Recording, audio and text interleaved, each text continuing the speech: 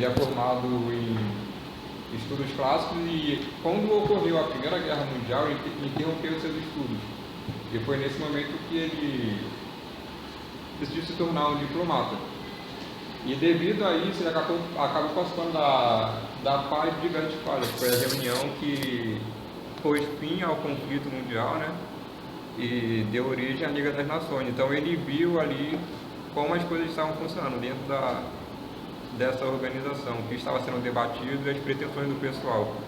E a sua obra vai de encontro ao que era proposto pela organização, né? Porque ele enxergava que a organização tinha um nível bem utópico, que o que ela pretendia não coincidia com o que era viável no mundo real, né? Os países faziam acordos, mas na prática cada um tomava a decisão individual. E é justamente a consequência de cada decisão individual dos países que ele descreve no seu livro, que vai provocar, que poderia vir a provocar um outro conflito no futuro, que é justamente o que acontece. É isso. Vocês querem continuar, professor? Podemos começar? Quer fazer a honra? Bom, primeiramente, fora Temer. Primeiramente, fora Temer. Em segundo lugar, quero parabenizar os meninos pela iniciativa, tá? É salutar. Espero que isso seja o início de outros grandes encontros, que a gente possa promover outros debates. Essas atividades são importantíssimas, não só sob a perspectiva acadêmica, mas o debate de ideias sempre é salutar e sempre fundamental. E a escolha da obra não poderia ter sido mais oportuna, tá? Antes de qualquer coisa, eu tenho certeza que eu vou ter facilidade para ser omisso em uma série de pontos, porque o Fabrício vai discorrer com tranquilidade, vai deitar e rolar sobre o tema. A perspectiva que o Gabriel mencionou a respeito do Caio é muito interessante. Em primeiro lugar, já que vai ser um debate, vai que no final das contas a gente não concorde de nada, então vamos convencionar pelo menos uma coisa: o sobrenome é K. Todo mundo concorda? Se todo mundo concorda, então a gente sai do debate com uma ideia em comum, né? Já começou bem, então. Sinceramente, 20 anos de crise foi um dos primeiros livros que eu me debrucei quando eu comecei a estudar relações internacionais. E, embora sempre seja tratado como um clássico, né, tá como referencial pela FUNAG, etc, etc e tal, não deixa de ser uma obra dotada de um certo oportunismo, já que ela foi publicada ali, né, no preâmbulo, ali, no aquecimento da Segunda Guerra Mundial. Então, querendo ou não, pegando carona nos eventos históricos, a obra acabou se tornando emblemática. Só que, se a gente analisar bem, a quantidade de produções a respeito do livro, a quantidade de discussões a respeito da obra do K é insignificante diante da qualidade da obra dele. Inclusive, alguns autores chegam a mencionar que essa é uma obra datada, ou seja, é uma obra pontual que marca um determinado período histórico, tanto da sociedade internacional quanto das relações internacionais, e que, em tese, ela teria perdido seu valor, né? Isso, em tese, se dá muito por conta das críticas que vão ser feitas ao realismo, principalmente ao realismo clássico, ali no final dos anos 50, início dos anos 60, e aí vem aquelas vertentes de realismo, neorrealismo, realismo estrutural, etc, etc e tal.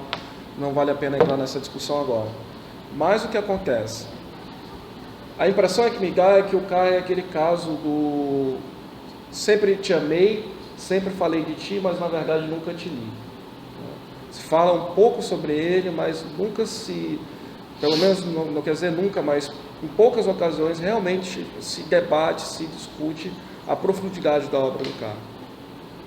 Levando em consideração algumas questões peculiares a respeito da figura do K.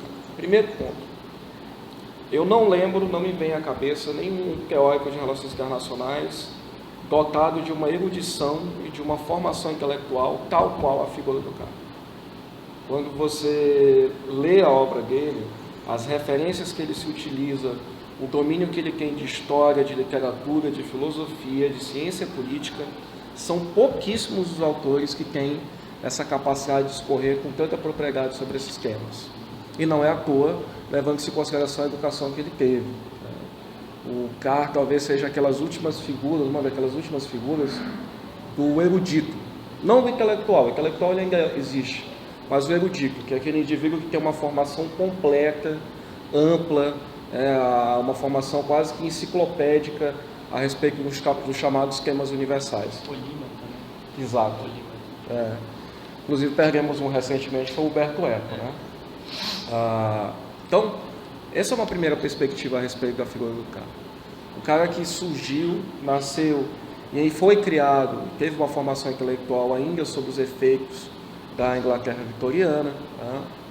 Então é um homem, digamos, do século XIX, embora tenha nascido já no finalzinho, mas um típico intelectual, um típico erudito do século XIX, enfrentando os problemas do século XX. Só que ele é, a despeito disso, extremamente atual e extremamente vanguardista. Tá? Um segundo ponto que eu quero considerar a respeito da obra em si é que o Carr sempre me faz via... Quando você começa já a ler 20 anos de crise, quando ele começa a fazer análise sobre a paz de Versalhes, sobre as questões relativas à Liga das Nações e o fracasso da Liga das Nações, me vem à cabeça aquela anedota do Garrincha na Copa de 58. Eu acho que muitos conhecem, né? Isso é uma história folclórica relativa ao futebol. O Brasil ia jogar com a União Soviética na Copa de 58 e supostamente durante a pré-eleição, minutos antes do jogo, o técnico da seleção, o Vicente Fiola, estava dando as orientações, tentando incentivar os jogadores brasileiros e tal. E o Garrincha num cantinho lá parado, né? E aí o Vicente chegou para o Garrincha e falou: olha, Garrincha, é o seguinte, quando a bola estiver contigo, tu avança para cima dos backs russos, tu dribla o primeiro, dribla o segundo, vai para a linha de fundo e cruza para o Vavá fazer o gol.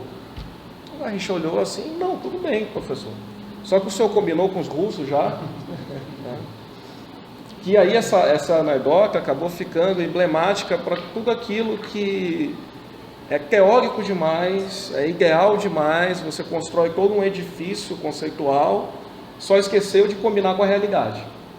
E eu acredito sinceramente que essa é a perspectiva inicial que o cara adota quando ele vai analisar as políticas adotadas no pós-Primeira Guerra Mundial e que vão fracassar no impedimento ao conflito. Né? E ele tenta explicar isso de alguma forma. Ele tenta explicar o porquê disso. Ele analisa a questão do idealismo, ele analisa a perspectiva e a lógica por detrás da política externa pós-Primeira Guerra Mundial, e ele leva em conta uma consideração muito importante. Toda vez que a gente fala sobre conflito, e isso dentro das relações internacionais, a gente parte de um pressuposto que pode ser um pressuposto equivocado. A gente parte do pressuposto de que a guerra não é algo desejável, ou que a guerra é algo negativo e que ninguém tem interesse nela. Esse é o pressuposto que a gente parte, para daí analisar os meios que podemos dispor para evitar o conflito armado. Só que esse pressuposto nem sempre é verdadeiro e nem sempre vai nos levar a um resultado positivo. E aí o Carr trabalha com certas contradições ou antinomias e vai além das relações internacionais. Ele vai falar e vai fazer uma crítica não só à política externa dos países aliados, futuros aliados, os países ocidentais, de modo geral, mas ele vai fazer uma crítica mais profunda. E aí eu digo que é um equívoco você dizer que a obra do Carr é uma obra datada, porque ela é uma obra até filosófica. Ele vai fazer uma crítica à razão, à história da razão ocidental. O grande equívoco de Wilson e companhia foi partir do pressuposto que a guerra é um erro de raciocínio, a guerra é um equívoco no entendimento. Só há conflito porque nós não acertamos os pontos adequadamente, houve uma falha no entendimento, ajustando esses entendimentos nós conseguimos evitar o conflito armado. Esse é o grande, não engano, mas talvez a grande ilusão das políticas que são adotadas no pós-Primeira Guerra Mundial, de que a razão vencerá, triunfará, que a Primeira Guerra Mundial foi um desvio na rota da história, principalmente na história do Ocidente, e que poderia se retomar ao modelo político, ao modelo econômico, ao modelo social, inclusive o modelo filosófico que a sociedade experimentava no século XIX, um período relativamente na segunda metade do século XIX, é um período relativamente pacífico. Então você constrói uma concepção de segurança coletiva, uma perspectiva de uma organização internacional que possa dirimir os conflitos entre Estados e que todos pautados nessa perspectiva da paz universal poderiam fazer com que o erro não voltasse. Né? E daí vem os grandes ideais, né? Daí vem as grandes ideias, as grandes construções. Só que sempre levando em conta que não é que isso seja um demérito, que não seja importante você ter a paz como norte, a paz como um fim, né?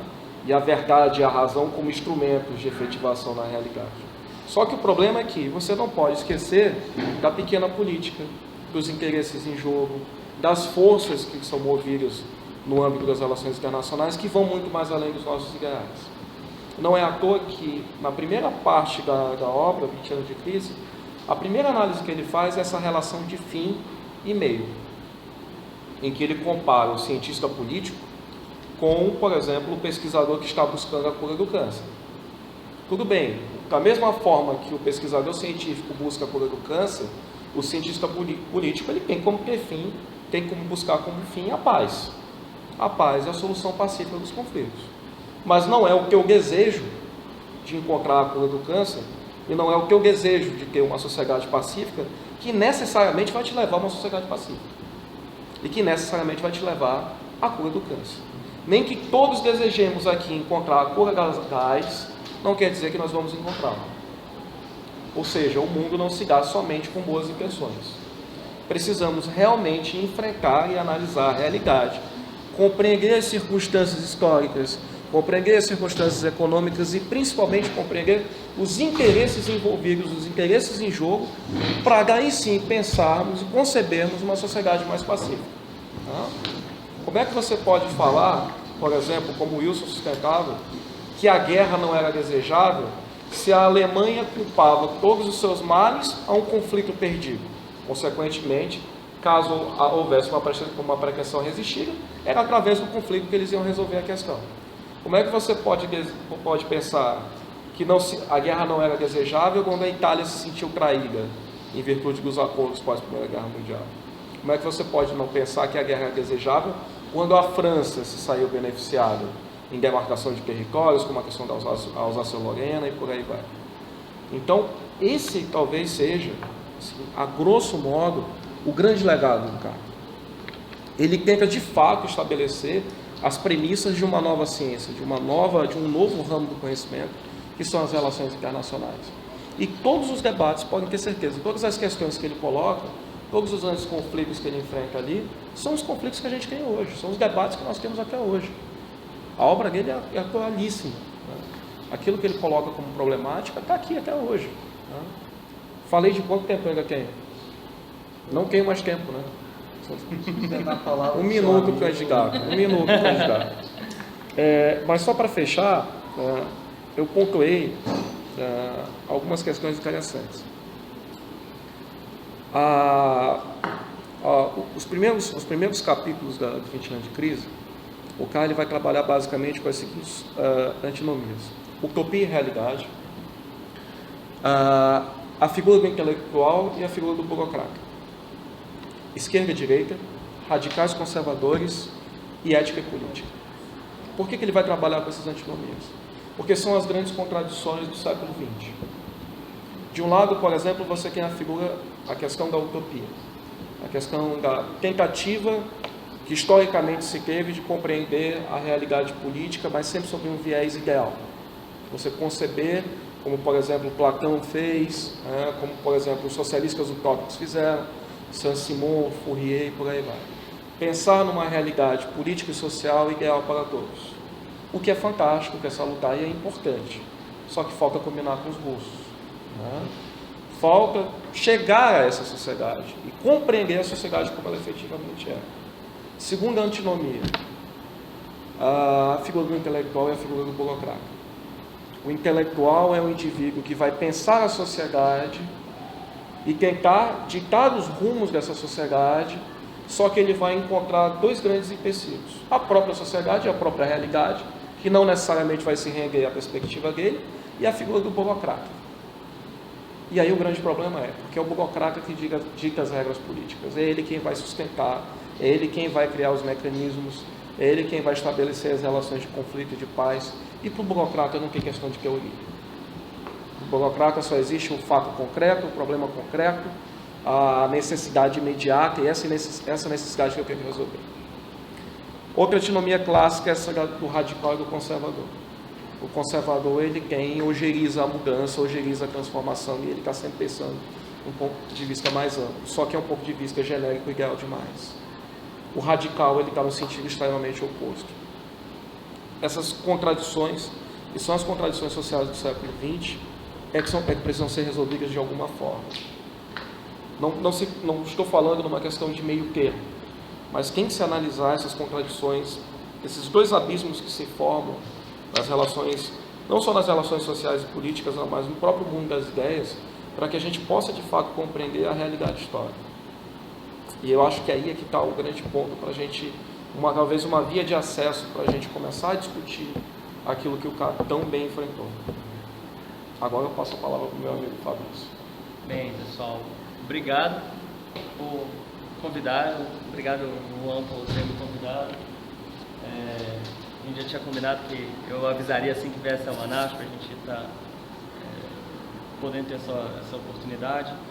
É desafiador porque eu não sou necessariamente da área de relações internacionais. Eu sou um curioso como vocês, quer dizer, vocês não, na verdade vocês vão ser profissionais das relações internacionais, e eu sou um curioso que só estuda a matéria. Eu era daqueles até um poucos dias atrás, daquele que conhece o CAR, mas nunca li.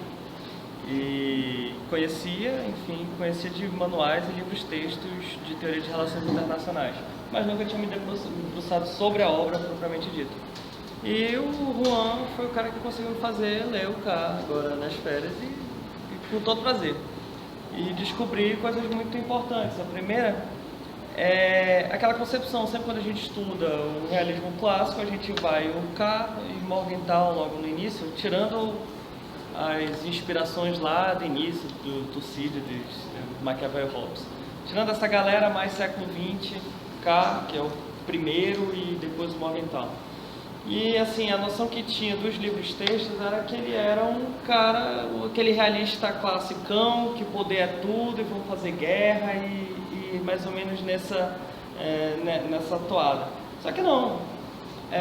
Ao ler Os 20 Anos de Crise, a gente vê um autor bem equilibrado. Ele é um cara que, ele mesmo fala, olha, ele critica muito o idealismo, que ele considera como ele fala sempre em termos de utopia, né? Os utópicos, mas considerando como idealistas, e os liberais, no caso. Esse liberalismo utópico ele critica bastante. Por outro lado, ele critica bastante também os realistas, o que eles chamam o completo realista. É aquele cara que ignora totalmente a utopia. E aí é uma frase interessante que ele fala, se o completo liberalismo, o completo utópico, até anotei aqui, vou pedir licença, que o vício característico do utópico é a ingenuidade e a do realista a esterilidade. Enquanto o realista ele olha para o passado e se fixa nele para poder não fazer errado no presente, em compensação ele sem um mínimo de utopia ele não muda o futuro. Por outro lado, o utópico ele projeta o futuro, não olha para o passado, mas ele está descolado com a realidade. Então ele tentava falar o equilíbrio. Olha, a gente precisa ser realista sim. Vocês estão desconsiderando, é uma coisa que ele começa no prefácio, no segundo prefácio. E eu recomendo assim, quem não tem, eu não tinha tradução nessa cultura na graduação de ler prefácio das obras, mas eu recomendo porque é a partir do prefácio, principalmente depois do prefácio da primeira edição. A primeira edição, o prefácio é a apresentação. Olha, eu vou falar sobre isso. Se você está com preguiça de ler, eu vou falar sobre isso e tal. A partir da segunda e terceira edição, ele fala, olha, principalmente a segunda edição foi anos depois, já passada a guerra, ele chega a analisar, ele fala, olha, na verdade o que eu queria falar mesmo é essa obra, e aí eu já digo, concordo com o Paulo, que ela não é datada. Porque ele fala o seguinte, nesse período, principalmente com o advento da Liga das Nações, vocês estão esquecendo um fator muito claro, que é o fator de poder. O poder está sendo esquecido como um fator de análise. E a partir desse o esquecimento desses fatores reais de poder, vocês estão criando uma coisa totalmente alheia à realidade.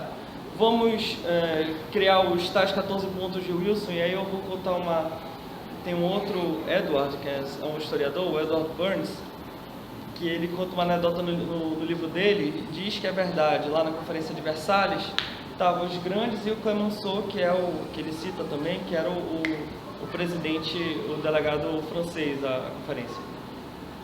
E aí ele faz assim, ele fala, pô, até Deus escreveu 10 mandamentos e o Wilson me vem com 14. Então assim, os 14 pontos de Wilson, só que, enfim, tinha pontos muito pragmáticos. O Wilson, ele tinha esse espírito idealista, liberal, mas ele era um cara pragmático. A maioria dos livros não fala que assim, o insucesso da Liga das Nações logo no seu início, porque os Estados Unidos não ratificaram o Tratado de Versalhes, né? Só que a fase legislativa nos Estados Unidos de ratificação do tratado, ela foi totalmente conturbada por um aspecto muito simples. O Wilson, no final do mandato dele, teve um AVC. Ele não governou. Quem governou foi a mulher dele. Ele ficava lá, eles ficaram escondendo o Wilson. Como é que o Wilson tá? Não, ele tá bem, pô, ele tá falando, tá de boa, ele só tá de cama. Mas, na verdade, o pessoal fala mesmo que quem governou foi a esposa dele. E outra, não tendo a figura, e ele era uma figura muito proativa, como ele não estava lá, a coisa não andou. Ele já não tinha a maioria parlamentar, e sem ele afastado, o projeto dele, era um projeto pessoal dele, afundou também. Então esse é o primeiro aspecto da Liga das Nações. E que o Carr vai explicar o seguinte: um dos grandes erros da Liga das Nações é você projetar o liberalismo de Locke, de base individual, o liberalismo de base individual do Locke, você aplicar as relações internacionais sem uma base realista. Então você transpõe tudo que era relacionado ao contrato social entre indivíduo e Estado, você vai num ambiente anárquico em que você vai fazer um contrato social, mas aí não tem a figura de um ente maior que seria um Estado. Não existe um governo mundial, não existe isso. Então, o primeiro pressuposto dos liberais também, mas dos realistas, é um ambiente anárquico e sem poder central. E a Liga das Nações fracassou por isso. Um dos motivos. Você vai transplantar uma teoria que é baseado em um aspecto específico, você vai levar para outro sem fazer as adequações necessárias. E aí um aspecto, para a gente continuar a discussão, eu vou encerrar a fala por enquanto. Só ainda tem mais 5 minutos. Ah, ótimo, olha, eu tô falando. Olha, se vocês não entenderem, então... ainda tem mais 9 minutos. Olha só. Mas quer que eu olhasse para ele? 15 minutos. Olha aí. Então, vou até tomar água. Ele fala da falácia em relação à opinião pública. Ele vai buscar no autor clássico do direito natural, que é o Jeremy Bentham, que fala assim, a opinião pública é muito importante e na Belle Époque, até a Primeira Guerra, a crença era a opinião pública sempre tem razão e a opinião pública ela é sensata. E ele falou que isso é uma falácia, a opinião pública erra. E com base nisso, você vai acreditar o progresso e tudo que pode acontecer com base na opinião pública, você pode quebrar a cara. E a política internacional, até a Primeira Guerra, ela era um negócio de diplomatas profissionais. É o que ele fala, isso mudou a partir da Primeira Guerra. A Primeira Guerra era um negócio de diplomatas profissionais, assim como a guerra era um negócio de soldados profissionais. A partir da Primeira Guerra, isso mudou. Por quê? Porque a Primeira Guerra foi o que a gente chama de guerra total, em que mobilizou todos os recursos, indivíduos. O número de mortos em relação à Segunda Guerra foi menor. Em compensação, nos países da Europa Ocidental, ela foi mais traumática. 1 em cada 3 ou 4 britânicos morreu nessa guerra. Houve um grande problema demográfico na Inglaterra e em vários países. A Primeira Guerra foi muito mais sentida do ponto de vista de mortos do que a Segunda nesses países ocidentais. lógico, sempre a metade dos mortos é russa, em todas essas guerras. Mas é porque era Stalin, quer dizer, naquela época ainda era o Império Russo, mas eles gostavam dessa tática de guerra de vai empurrando, vai matando, mas a gente vai chegar lá conquistando assim, né? Ou seja, conquista casa a casa. É o corredor, eles vão empurrando o corredor, vai matando, vai subindo, vai matando, vai avançando. Então, mas de todo modo, a Primeira Guerra foi muito traumática. E foi a Primeira Guerra que definiu muitas coisas que até hoje existem, como a situação do Oriente Médio, com as fronteiras não definidas, os Balcãs pegando fogo. A questão balcânica foi uma questão essencial para o desencadeamento da Primeira Guerra. A gente só estuda a causa imediata, que é o assassinato do Francisco Ferdinando, mas o envolvimento todo na questão balcânica já estava ocorrendo duas guerras. Teve a Primeira Guerra Balcânica em 1912, a Segunda Guerra Balcânica em 1913, até começar a guerra em 1914. Então, aquilo já estava um barril de pólvora. E como é que eles estavam fazendo? Não, isso é um esporte de... Todo mundo acreditava que a Primeira Guerra seria uma guerra rápida, por causa da tecnologia. Eles estavam a metralhadora e o avião no início. Só que eles tinham essa concepção, por quê? Porque eles matavam a galera nas colônias. Professor, 5 minutos, tá? Ótimo. Eles matavam o pessoal nas colônias. Então, existia assimetria de poder. Poder técnico, poder militar. Então as guerras eram rápidas. Guerra dos Boeres, que é uma das primeiras que teve essa utilização militar propriamente dita. Quando eles pegaram uma Alemanha, uma França e uma Inglaterra em pé de igualdade, e até eu diria pé de igualdade mais ou menos, que a Alemanha era a potência, eles viram que aquilo não ia dar certo. Então foi o primeiro choque de realidade. Só que esse choque de realidade, como o Pablo falou, não implicou em mudança de postura. O choque de realidade da Primeira Guerra veio com a utopia, mais ainda, de acabar com a guerra de todo modo.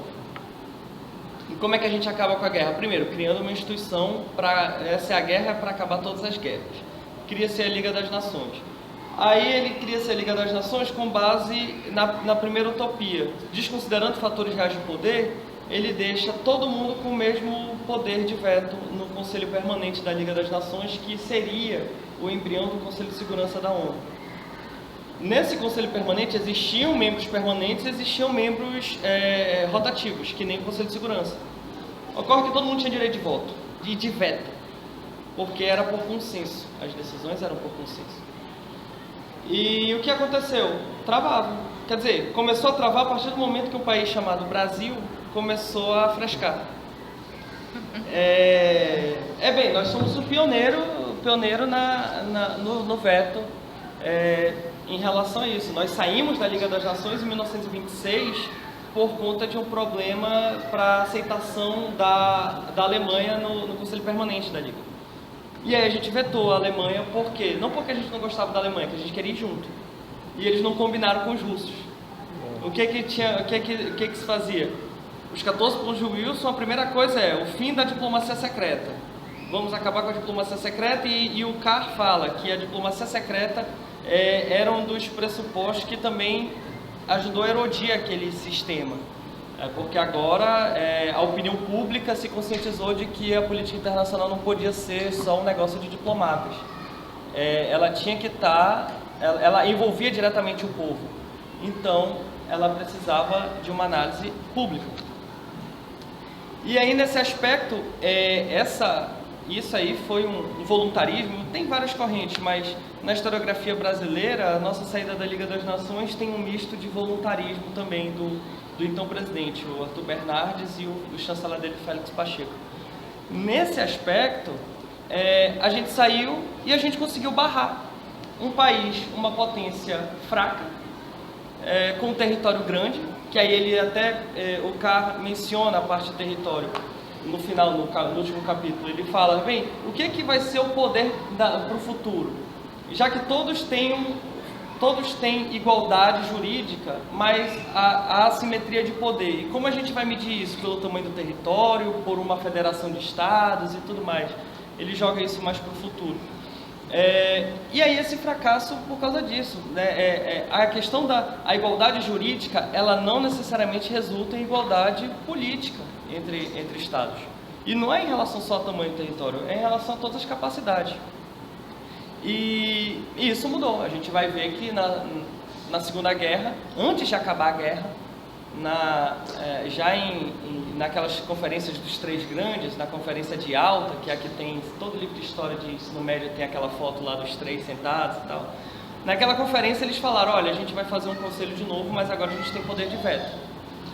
Os grandes vão ter poder de veto. Então era só 4 policiais, mas depois entrou a França, então os 5 vão ter poder de veto. Para não acontecer esse tipo de coisa, para não paralisar. Se paralisar, paralisa em termos de poder. Quem tem mais poder vai poder paralisar o sistema, mas quem não tem não vai mais se meter. Então, a igualdade jurídica se separa da relação de assimetria de poder.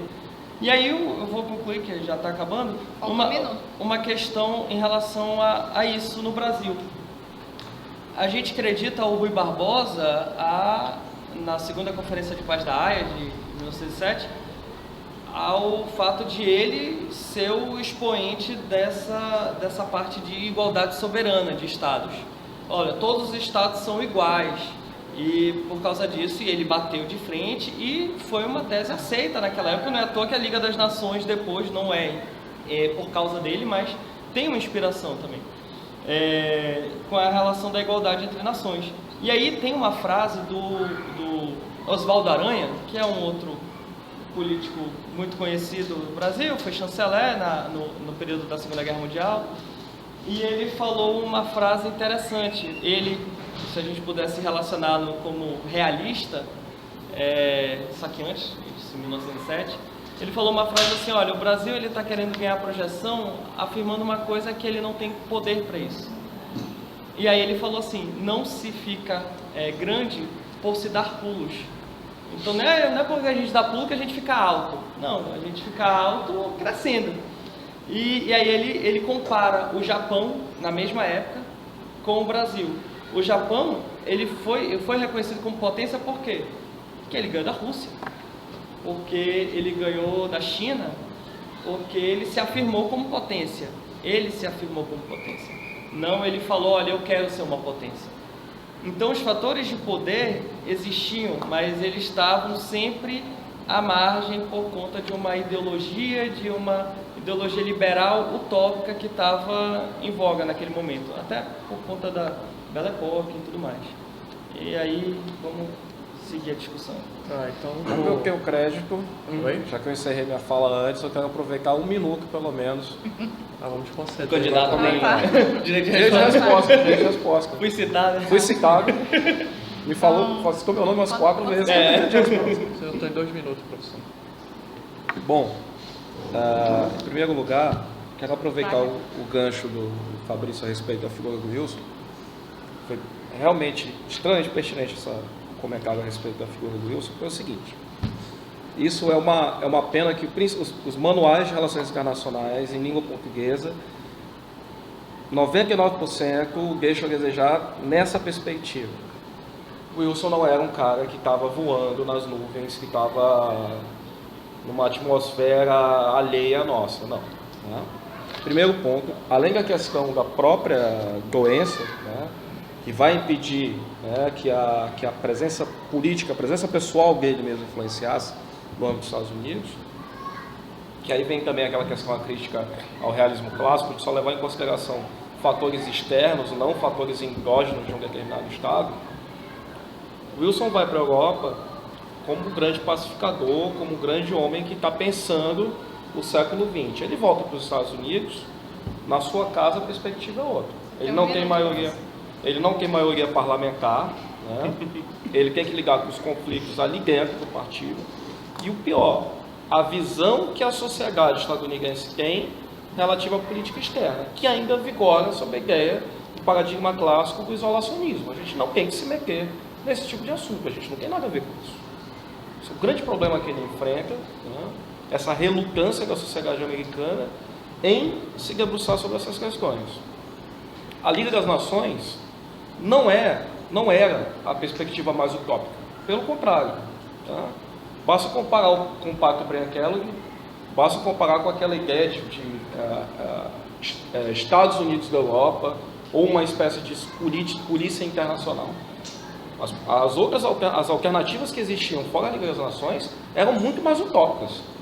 A Liga das Nações era, de fato, um projeto pragmático. E o K fala sobre isso. A Liga das Nações ela fracassa não na sua origem, mas na condução dos trabalhos posteriormente. E aí sim, é quando os utópicos assumem a direção, assumem o controle, e aí vira um choque, um abismo entre aquilo que a Liga das Nações se pretende e as políticas que são adotadas. É claro que 2 semanas antes da Guerra da Manchúria, diplomatas nunca vivemos um período tão pacífico e nunca estivemos tão longe de um conflito armado. Meses antes da invasão da Polônia, Acordo de Munique, acabamos de evitar um grande massacre. Evitável, tanto, né? Só que a grande questão, que o Fabrício mencionou, o grande problema é a perspectiva liberal que vem lá do Bentham, do Stuart Mill, do século XIX, o paradigma do século passado. A guerra não convém para ninguém. A liberdade, a expansão do comércio, a democracia, naturalmente vão resolver esses conflitos. Esse pressuposto que é o grande pressuposto equivocado. E o problema da culpa que se dá também é a questão da diplomacia secreta. Né? Porque o inimigo, o causador da Primeira Guerra Mundial, não foi o processo expansionista lá do século XIX, como o Fabrício mencionou, já era um barril de pólvora, isso ia acontecer fatalmente. Por que não houve esse conflito antes? Simples, por uma razão muito prática. Ainda havia espaço de exploração. Tanto que a Alemanha, sendo um dos países tardios no processo de unificação junto com a Itália, conseguiram ainda avançar na política colonialista, a política de invasão. Quando esses espaços começaram a se tornar saturados e se diminuir, a tensão aumenta. Então é uma questão de tempo de se instalar um conflito. Só aproveitando o gancho que o senhor falou, ele cita também que a Liga das Nações não deu certo pelo próprio desinteresse dos indivíduos, né? Dos que deveriam fazer acontecer, mas não fizeram. É muito difícil. É muito difícil você... A diplomacia multilateral, ela surge ali. A gente fala de vocês estudam, muito provavelmente, da Paz Westfália. Só que a Paz Westfália, o encontro, foram vários acordos. Não teve... A primeira conferência propriamente dita em que se reuniram pessoas para decidir em uma assembleia, mais ou menos uma assembleia, foi no Congresso de Viena. Mas o Congresso de Viena foi assim, quem decidiu em assembleia foram uns 4 ou 5 e o resto ficava lá em Viena curtindo, enquanto ainda estava caçando o Napoleão.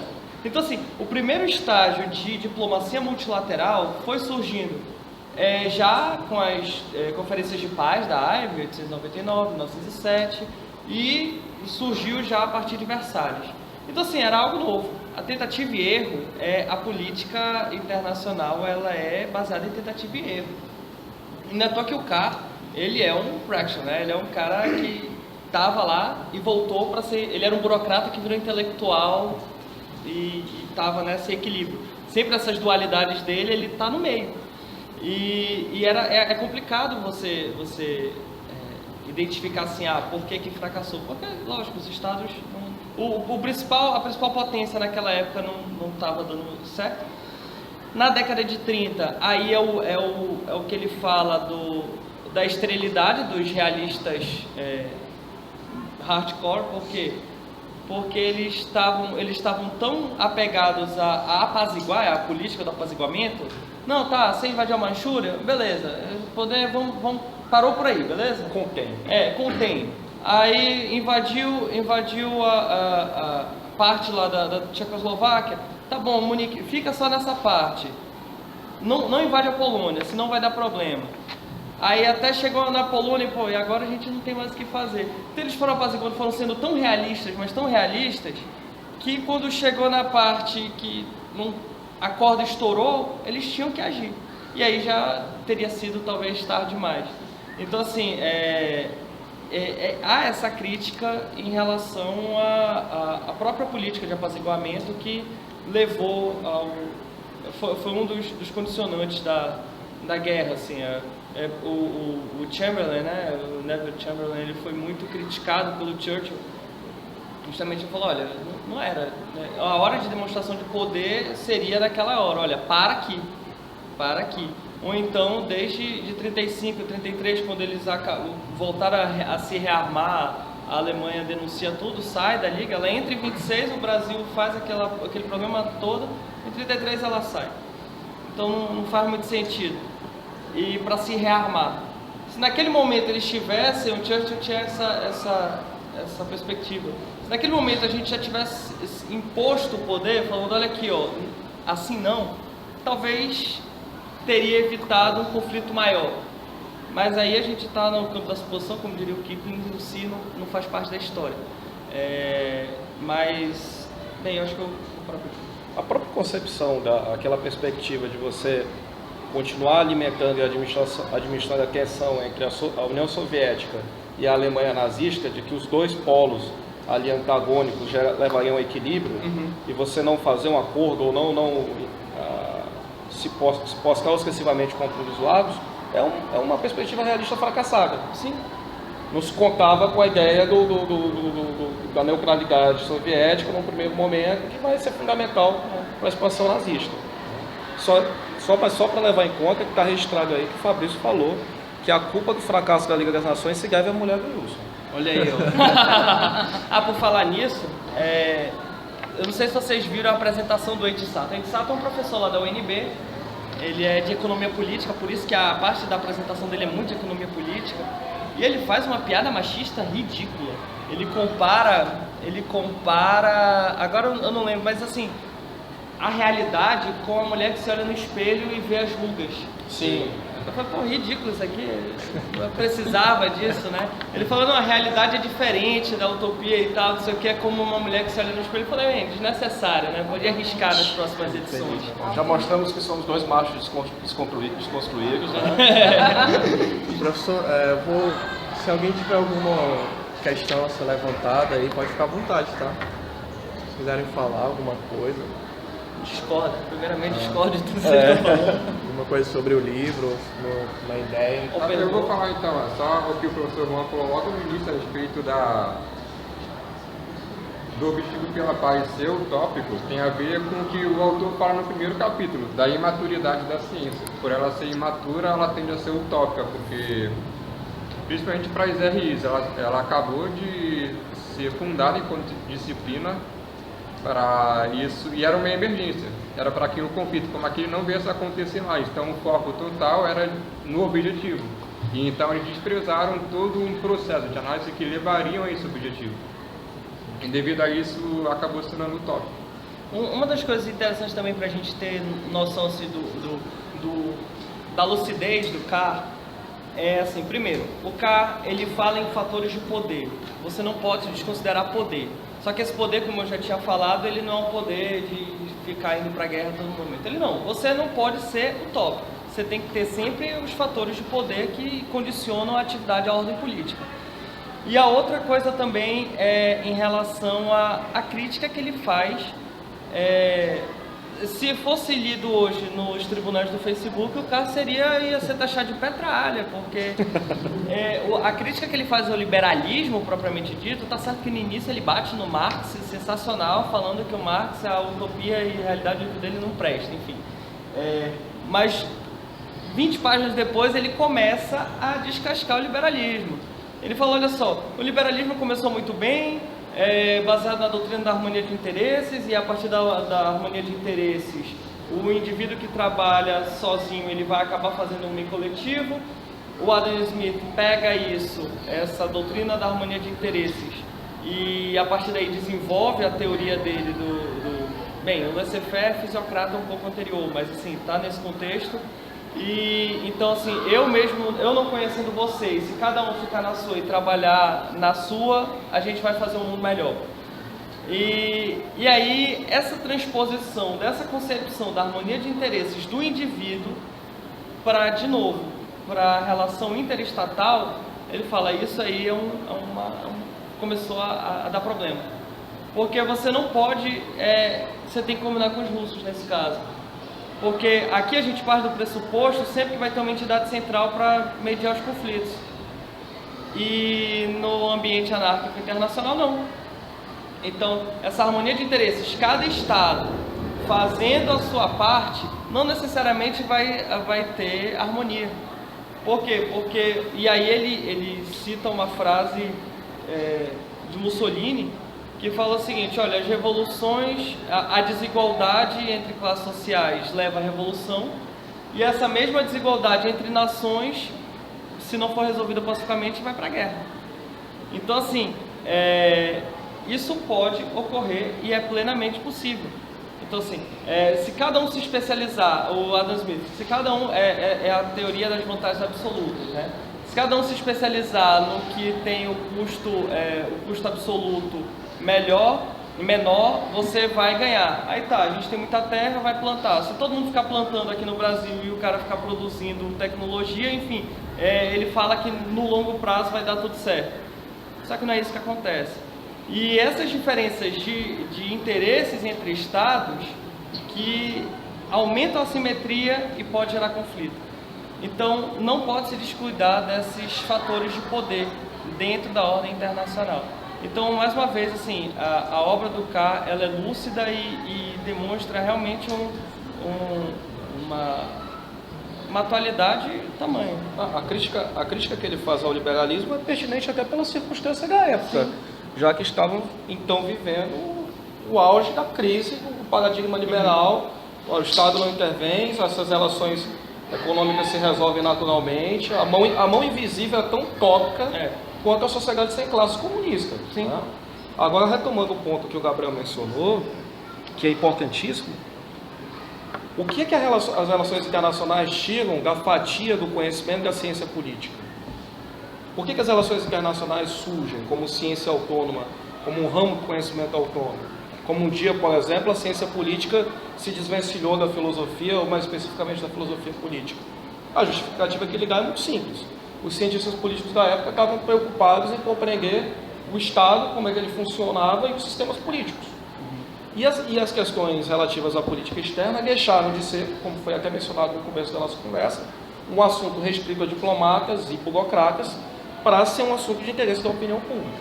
Então, as relações internacionais como ciência autônoma vai surgir já diante de um problema, de uma demanda urgente e necessária. Como é que eu vou resolver essas questões? Como é que eu vou analisar e enfrentar essas questões? E, de fato, são erros, o termo erro é um termo bem complicado de se discutir, mas são falhas de perspectiva típicas, de fato, de uma ciência que está engateando, que está aprendendo a andar conforme caminho, né? Obrigado. Vai ter toda uma pressão sobre ela, né? Sim. De instaurar a parte, de pensar a parte. Resolver de imediato já um conflito, uma situação iminente. E, bem, em relação à ilusão liberal, eu lembrei agora de um artigo de um economista chamado Marcelo de Paiva Abreu. Ele tem um livro que ele organiza, A Ordem do Progresso, é muito bom, que fala a explicação ele conta os 200 anos de história econômica do Brasil, acho que do século XIX até, ele já vai até 2022, sei lá, um negócio desse, assim. Eu não li o último capítulo dele não, é muito futurologia. Mas assim, ele fala, existia a ilusão liberal, existia essa utopia. Por outro lado, não existia nenhum... A ideologia liberal econômica baseada no laissez-faire era um modelo econômico que existia.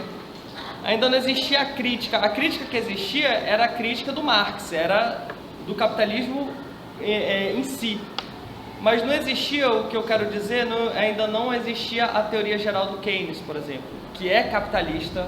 Keynes não é socialista, tá? Assim, o pessoal associa o Keynes à intervenção do Estado da economia e por conta de ser a intervenção do Estado da economia, ele é à esquerda. Não, ele não é à esquerda, ele não é... Bem, ele é inglês, estava na Conferência de Versalhes, escreveu um livro sensacional sobre as consequências econômicas da paz e tal. Pode ser, inclusive, um próximo debate. E nesse aspecto, o Marcelo de Paiva Abreu fala assim, olha, não existiu segundo o lado B, o plano B. Ou o pessoal era liberal, ou eles não eram. Ou eles tentavam buscar poucas vezes o que o Eitzat fala até na apresentação. Sempre, quem adotava o padrão ouro é quem tinha o quem tinha grana. Então era Estados Unidos e Inglaterra basicamente. E todos os outros estados trabalhavam para chegar ao padrão ouro.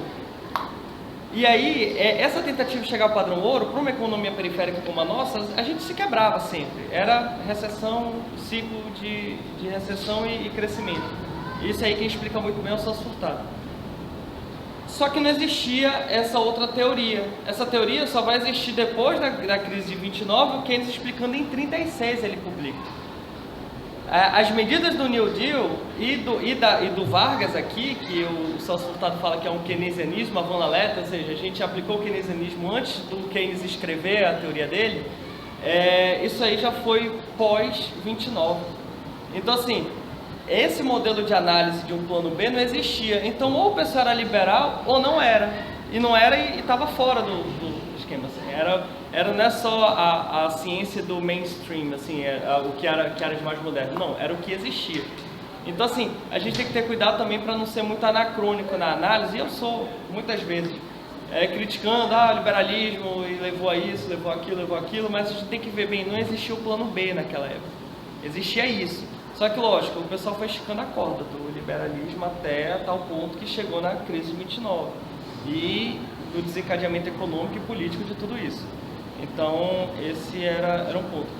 E eu não posso esquecer um negócio, assim, para o futuro, a relação da opinião pública e poder, em que o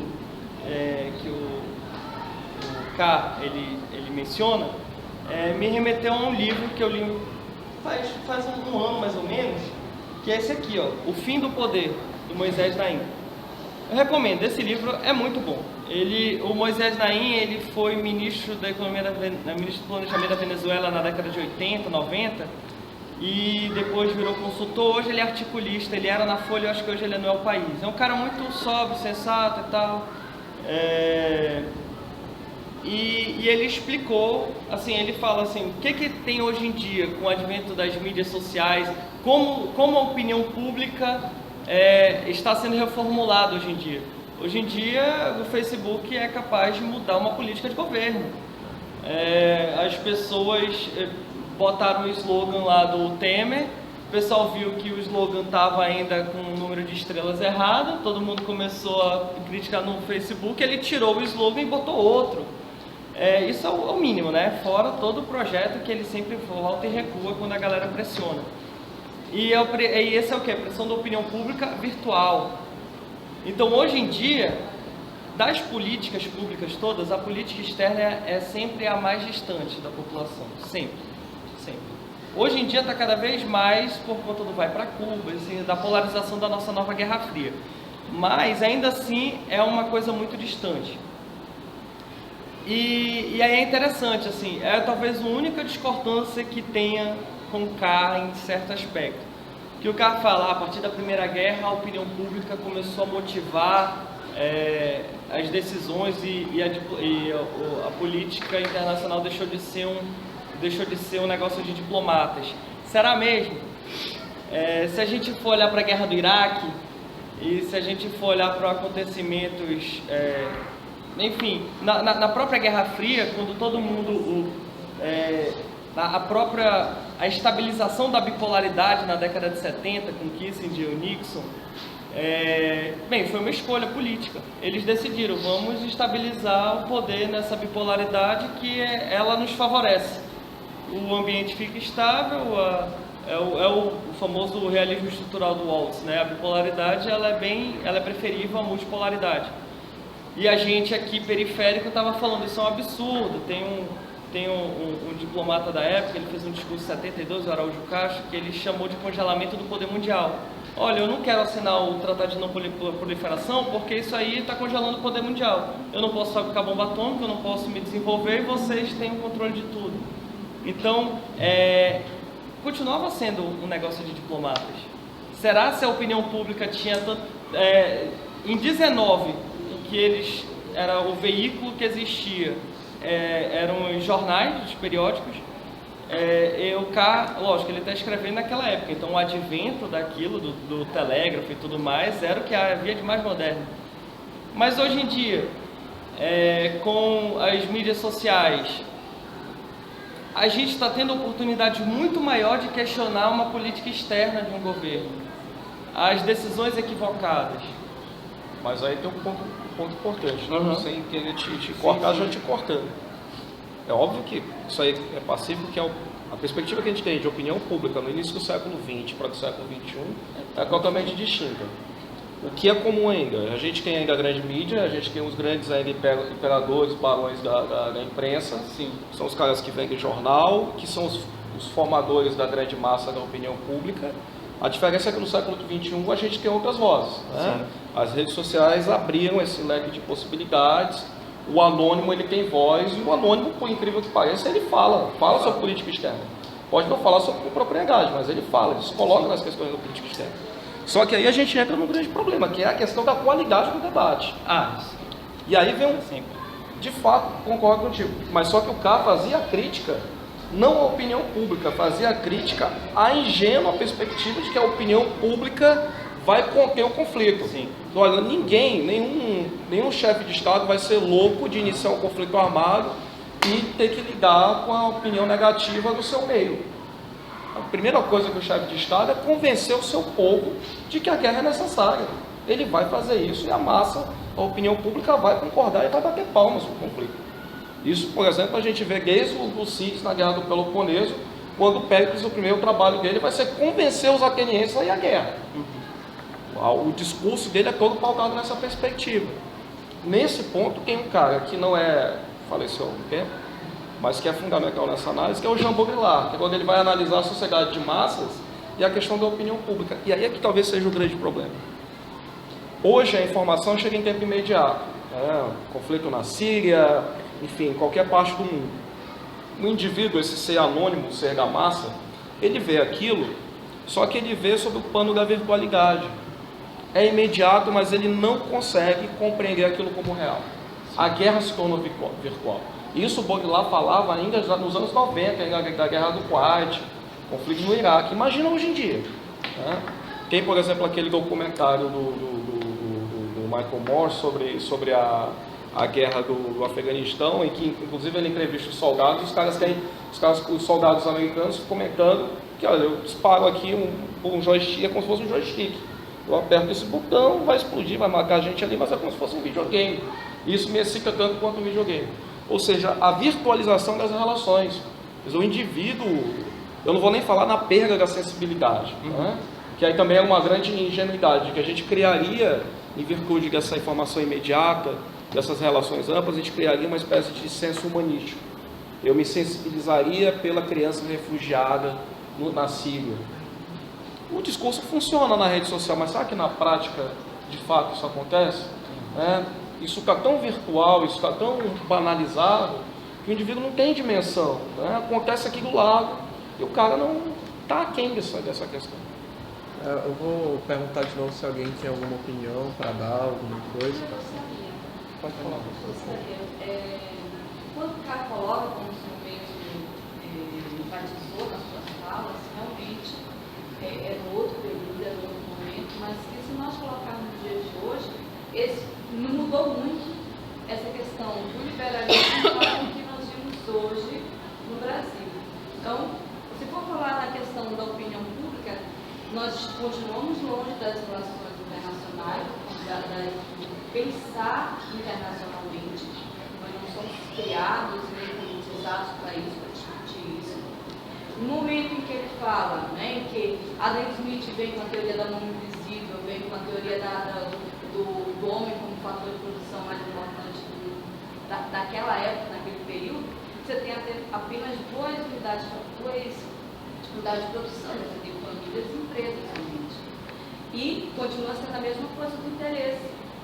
Naquela época, o que era interessante para eles? O que eles queriam? Hoje, o que se quer? O que se busca? É a mesma coisa, não mudou muito. Mas o Estado como órgão centralizador, concordo, o Estado, ele precisava fazer parte. Só a livre iniciativa, só o livre falar, aconteceu o que aconteceu, né?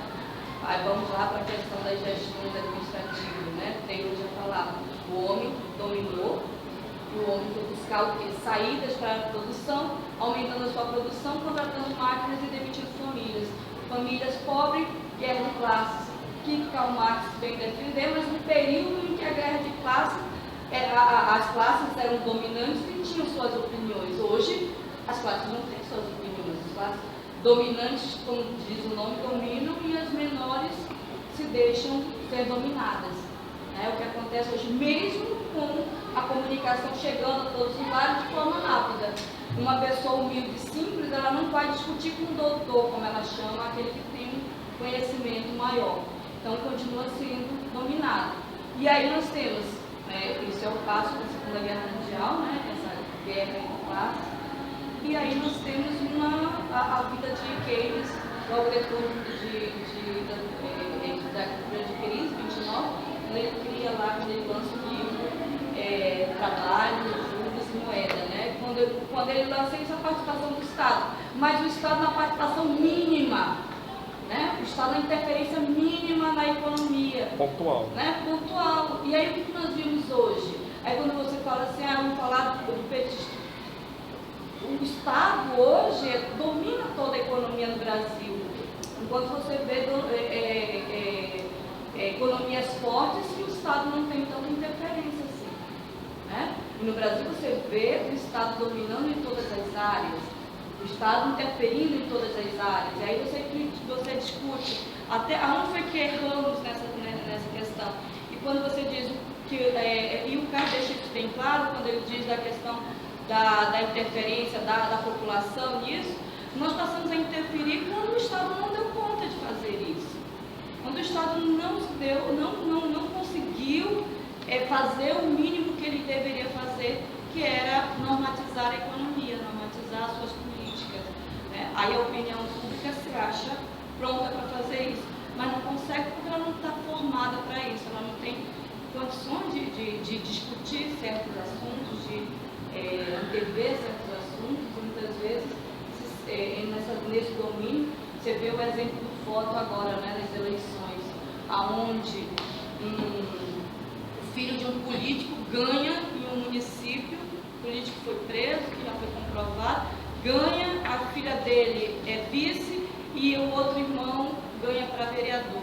Então, a opinião pública se posicionando, e então está muito sério dizer que a opinião pública não tem aí. A professora Nanu está querendo arrumar porque a gente tem confusão. Né? Eu percebi. Tem um ponto que a professora mencionou que eu acho importante, que é essa questão nem muito aquém, nem muito além. Tem a questão da opinião pública, só que ela está numa relação, fica num fogo cruzado. Hoje em dia nunca se deu tanta voz para o discurso do especialista, a voz da autoridade. Toda matéria que é voltada que forma a opinião pública, ela tem que ser concluída, ela tem que ser encerrada com a voz do especialista. É o especialista que vai dar a chancela. É ele que tem um lugar de voz, é ele quem tem a autoridade. Seja o economista, seja o internacionalista, o jurista, é ele quem vai dizer o que está certo, o que está errado, é ele que vai dar a opinião abalizada, de preferência sendo da USP, né? Para dar mais chancela ainda. Do outro lado do extremo, a gente tem o indivíduo anônimo, que é o cara que tem acesso às ferramentas, que está numa situação passiva, sendo bombardeado de informações que obrigam ele a se posicionar, e ele tem que enfrentar as questões. E ele enfrenta ao modo dele. E aí a gente tem no extremo o intelectual, o porta-voz da autoridade, e você tem o diletante. O problema disso você gera dois extremos. O intelectual é inquestionável, o especialista é inquestionável, porque ele é o porta-voz do discurso, ele tem um diploma. Quem sou eu para discutir com um economista? Ainda mais se for da USP. Quem sou eu para discutir com um jurista não sendo jurista? Do outro lado, a gente tem a figura do diletante, que é o cara que não pensa com os instrumentos mais adequados, que não pondera, né, que não leva em consideração outros pressupostos e vai ficar reproduzindo discurso. Questão de Facebook. Isso, aí abre mais um parênteses ainda. Você falou de especialista, né? Vamos voltar novamente, né? Essa visão especialista hoje é multidisciplinar. E aí, quando você chega nessa visão multidisciplinar, nós encontramos pessoal, vamos colocar Manaus, temos que sair um dado que eu fiquei assim envergonhada. Manaus é a cidade que tem o menor índice de capital intelectual, né, no Brasil, está no Amazonas, infelizmente.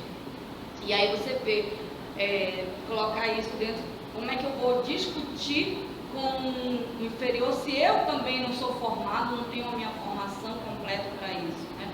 Então você já vê que é a mesma classe se unindo ali na mesma discussão.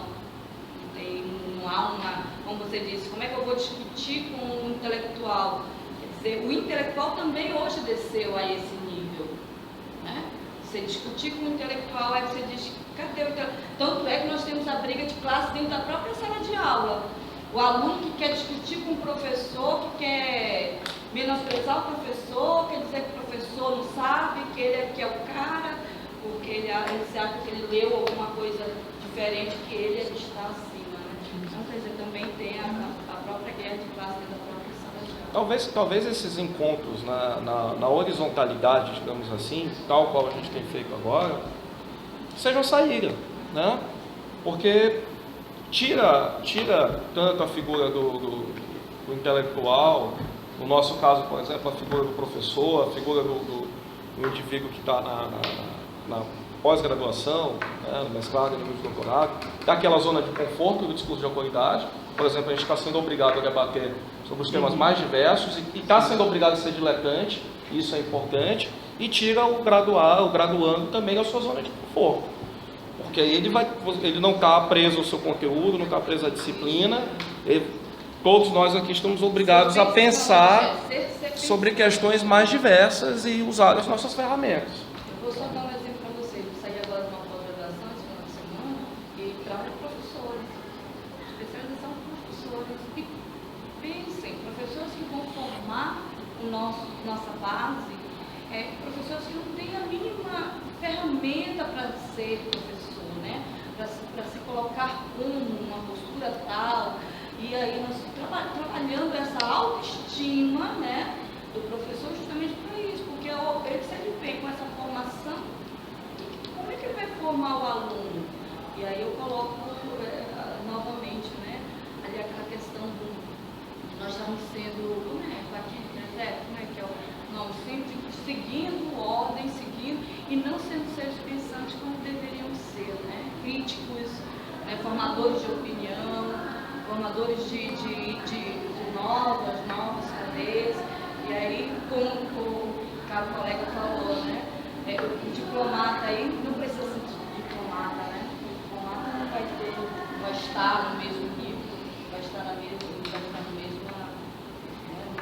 tem uma palavrinha que está, que agora me escapa, mas é essa a ideia de nós formarmos um pensamento crítico, formarmos opiniões e levarmos isso para fora, né?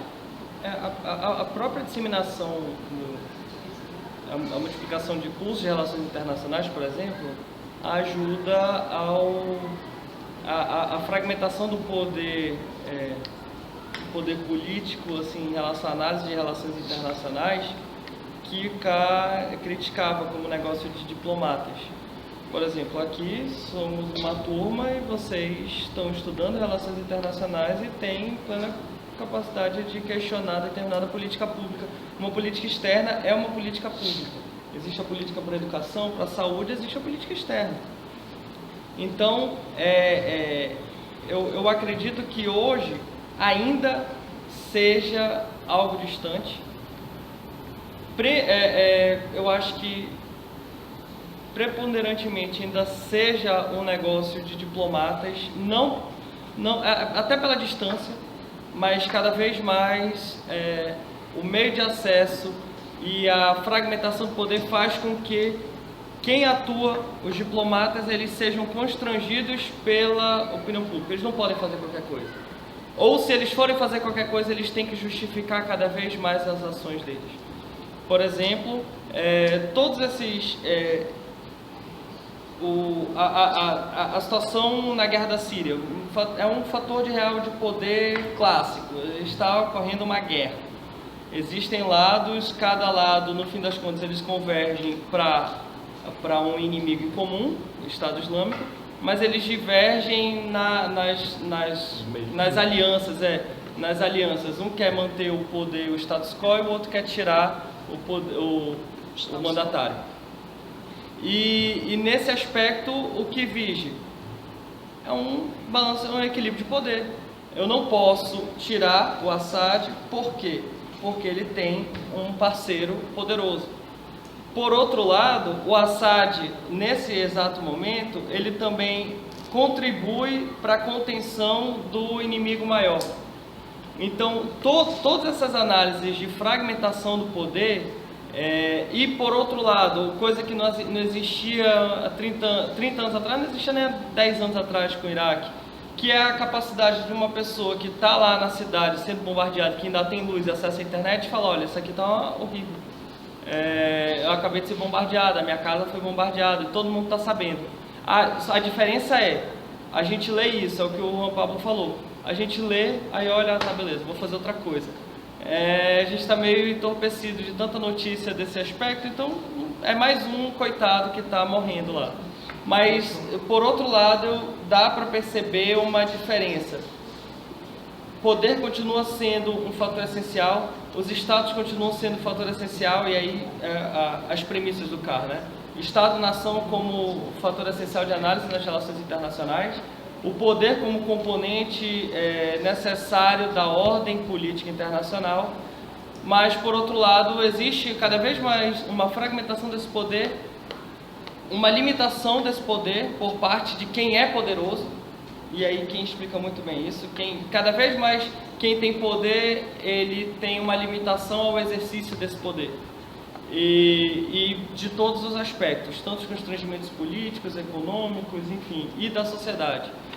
E aí essas limitações do poder e do Estado-nação, obviamente, é a premissa realista clássica, né? Hoje em dia, tem muitos outros atores tão poderosos quanto um Estado.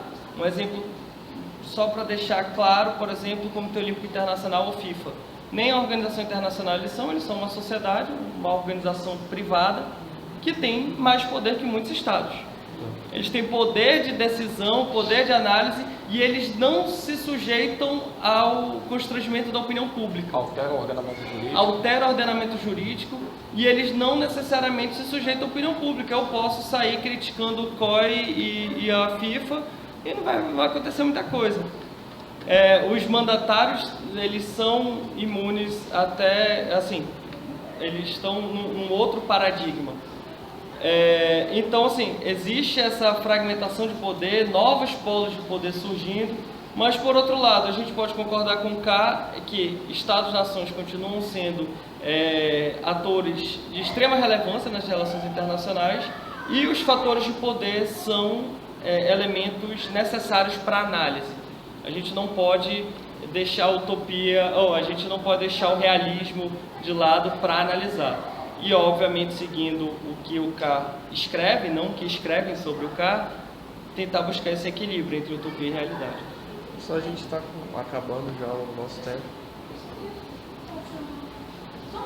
Quem? Tá, brevemente. É rápido. Essas primeiras palavras do nosso convidado, quando ele diz o seguinte, vocês passam a ter o poder, né? Vocês como estudantes, como acadêmicos, né? Como universitários, né? Na minha época, não sei dizer, universitário era, né? Hoje já não está tão, né? Não tem mais tanta importância.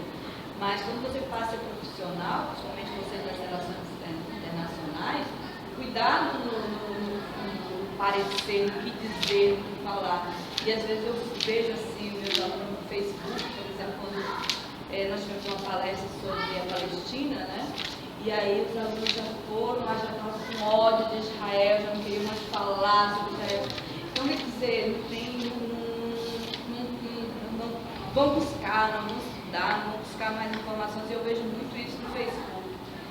Quando alguns colegas, alguns alunos já até formados, colocam opiniões ali que eu digo, meu Deus, não foi tirar isso. Diz, ela não foi ler, não foi buscar informações. Então, quer dizer, um internacionalista colocando aquela opinião, colocando opiniões chulas, né, sem contexto, sem uma vivência, sem uma ideia, e isso pesa contra a gente como universitários, como universidades e como prováveis diplomatas. Então, é um cuidado que o nosso colega acabou de colocar e acabou de expor, não só nossa como profissionais, mas também como estudantes da área. Vai ter considerações finais, né? É, isso que eu ia falar agora, vocês podem dar a conclusão aí, por favor. Quanto tempo? A gente tem? 3 minutinhos dá, né? Pode ser. Tá. 3 minutos. Vamos lá? Tá, pessoal, muito obrigado. Obrigado por. Eu acho que eu vou ser mais breve até. Obrigado pelo convite. Eu me prontifico. Bem, meu contato no Facebook é Fabrício Henriques. É fácil, acho que identificar. Bem, vai ter amigo em comum com o Juan Pablo, precisando contato. Eu não publico muita coisa lá não, mas qualquer coisa tem como me encontrar por lá. E bem, precisando, eu não sou da área de relações internacionais, sou da área de direito internacional, mas continuo curioso da área. Então, assim, não me identifico com nenhuma das correntes das teorias das relações internacionais. Acho interessante várias coisas e todas. Estudei muito o realismo clássico para poder a gente debater aqui, mas, enfim, tem várias restrições. Eu agradeço ao Juan Pablo, um grande amigo que convidou. Fica a oportunidade, quando tiver outras oportunidades, se pode me chamar sem problema. Se eu estiver aqui em Manaus, eu venho com todo prazer para esses debates e para qualquer outro tipo de evento também. Eu estou à disposição, pessoal. Muito obrigado mesmo. Tá? Professor Paulo. Bom, acho que foi bacana. Faltou tempo, né? Eu sei que muitos aqui teriam algumas considerações a fazer. Algumas lacunas, inevitavelmente, ficaram, mas isso é normal, faz parte da dinâmica desse tipo de prática. É para ter lacunas mesmo, para rever a discussão e ficou faltando tal ponto, ou fomos superficiais, como diz o Aécio Neves, levianos em alguns pontos, mas é para isso mesmo, é só para abrir o flanco e daí se expande a questão. Eu confesso que passou um filme pela minha cabeça, porque o Fabrício eu conheci na faculdade de Direito, e eu sou de uma turma anterior dele, consequentemente eu sou mais velho que ele. E eu conheci o Fabrício numa circunstância mais peculiar ainda, do trote da turma dele. Eu apliquei o trote nele. E o Fabrício me chamou a atenção desde o primeiro momento, porque ele é um voluntarista. Da mesma forma que ele se prontificou a vir aqui, quando fizemos o trote, ele foi o primeiro. Pode me pintar, pode jogar ovo em mim, farinha de trigo. A gente colocou ele no sinal para pedir dinheiro para pagar o churrasco depois. E ele foi o que mais arrecadou. Ele não pode cortar dinheiro. É um sujeito que a marca dele é a voluntariedade, né? Sem contar o fato de ser um indivíduo com uma cabeça e uma mente brilhante. Está mais do que provado pela nossa discussão aqui. A única coisa ruim que ele fez foi roubar o meu mote final. Está aqui anotado. O vício da utopia é a ingenuidade, o do realista é a esterilidade. Como eu sabia que poderia haver esse risco, eu tinha um plano B. O desejo é o pai do pensamento, a teleologia precede a análise. Essa anotei também, bonita. Muito bonito. Ou seja, o primeiro capítulo do K rende vários tweets assim. Não, eu já estou com um arsenal aqui. Prepare-se. O Facebook vai ser só K daqui a uma semana. Aí vocês escutam e foi ele que escreveu. Não dá o crédito, né? Mas eu acho que talvez o que fica de reflexão, e que o Fabrício bem mencionou, quando você analisou, quando você não lê o K, quando você lê alguém falando sobre o K, você pensa no K como um sujeito maquiavélico. O que já é culpa de não ler Maquiavel. Né? Que ser maquiavélico é uma coisa, o que o Maquiavel fala é outra. Né? Ele não é um indivíduo que sustenta que a guerra é necessária, que os fins justificam os meios. Pelo contrário, a preocupação dele, a crítica que ele faz ao idealismo é pelo fracasso da política idealista adotada durante aquele período. A paz é necessária. Temos que buscar uma sociedade mais justa, uma sociedade mais livre, uma sociedade pacífica. Temos que chegar numa comunidade, numa sociedade de indivíduos, né? Uma sociedade humana, né? Em que você se sensibilize com a falta de água aqui na periferia, na Zona Leste, e que você se sensibilize da mesma forma com um refugiado na Síria, uma criança que foi vítima de uma ação violenta. Mas a questão é discutir os meios para isso, como a gente vai chegar. E é o que a gente está fazendo aqui. E eu estou muito satisfeito. Queria agradecer ao professor por ter aceitado o convite, por tabela ter trago o Fabrício aqui para participar, a participação dos meninos também. Quer falar alguma coisa? Não. Espero que a gente continue esse projeto com outras obras, com outros convidados também, com a participação de mais pessoas do nosso curso, para a gente fomentar mais, né, professora, nossas ideias e aspirações. Vamos aplaudir os dois aí pelo